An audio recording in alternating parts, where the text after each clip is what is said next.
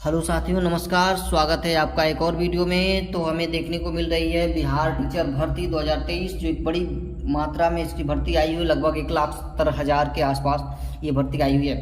तो इसके पहले हमने एक वीडियो बनाया था जिसमें हमने डिटेल में चर्चा किया था, बातचीत किया था, और इसमें हम बात करेंगे सिलेबस और सैलरी को लेकर के। तो देखिए, आवेदन जो है इसका 15 जून से स्टार्ट हो रहा है और 12 जुलाई को समाप्त हो रहा है। 1 महीने का पूरा आपके पास समय है और डेट बढ़ भी सकता है, 10 दिन का, 15 दिन का डेट बढ़ भी सकता है, डिपेंड करता है समय के सिचुएशन के हिसाब से। आयु सीमा जो 21 से लेकर के 37 वर्ष, लिमिट जो रखी गई है 1/8/2023 है। शिक्षक पात्रता परीक्षा के लिए आपको प्राथमिक के लिए अगर फॉर्म भर रहे हैं तो आप सीटेट या बीटेट जो है वो आपको पास होना चाहिए फर्स्ट पेपर, ठीक है। माध्यमिक के लिए आपको यस्टेट और पेपर फर्स्ट जो है पास होना चाहिए। वहीं अगर आप उच्च माध्यमिक शिक्षा के लिए तो यस्टेट में पेपर 2 जो है आपको क्वालिफाई होना चाहिए। इसमें 2 पेपर होते हैं, पार्ट 1 और पार्ट 2। तो देखिए, भाषा 1 में बात करें, अगर भाग 1 में भाषा की होती है जिसमें आपको 100 प्रश्न 2 घंटे का समय मिलता है और 100 अंक, यानी भाग 1 और भाग 2 को मिलाकर टोटल 100 अंक होता है।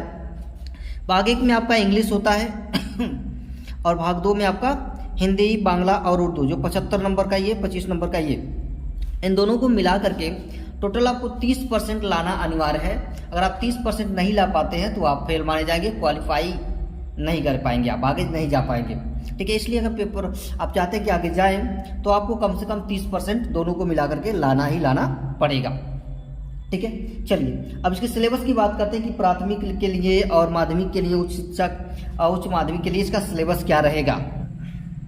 इसके सिलेबस की बात करें तो देखिए, प्राथमिक के लिए 1 से 5 यानी सामान्य अध्ययन, जिसमें 120 प्रश्न आपसे पूछा जाएगा और 120 अंक का होगा, जो समय आपको 2 घंटे का मिलेगा। इसमें गणित, मानसिक क्षमता, सामान्य जागरूकता, सामान्य विज्ञान, सामाजिक विज्ञान और भूगोल आपसे पूछा जाएगा, ठीक है।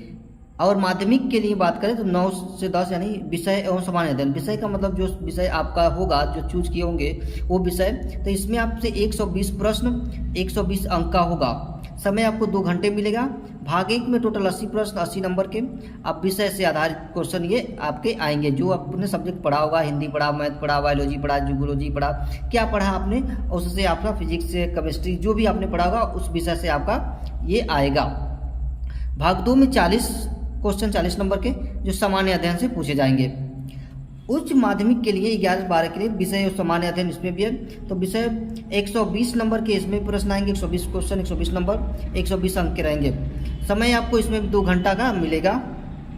भाग 1 में 80 क्वेश्चन 80 नंबर के विषय पर से आएंगे, जो भी आपने सब्जेक्ट लिया होगा।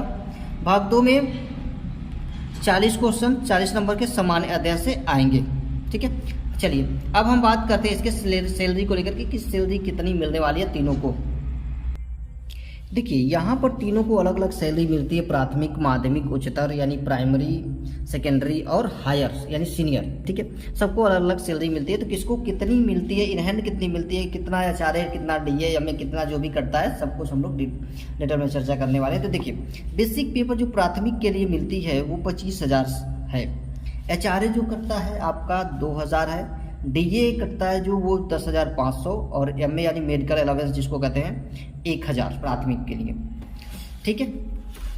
दूसरी अगर माध्यमिक की बात की जाए तो माध्यमिक के बेसिक पे में 31,000 रुपये, एचआरए करता है 2,480 रुपये, डीए 13,020 रुपये और एमए का 1,000 रुपये, ठीक है। नेट सैलरी आपकी हो जाती है 49,630 रुपये।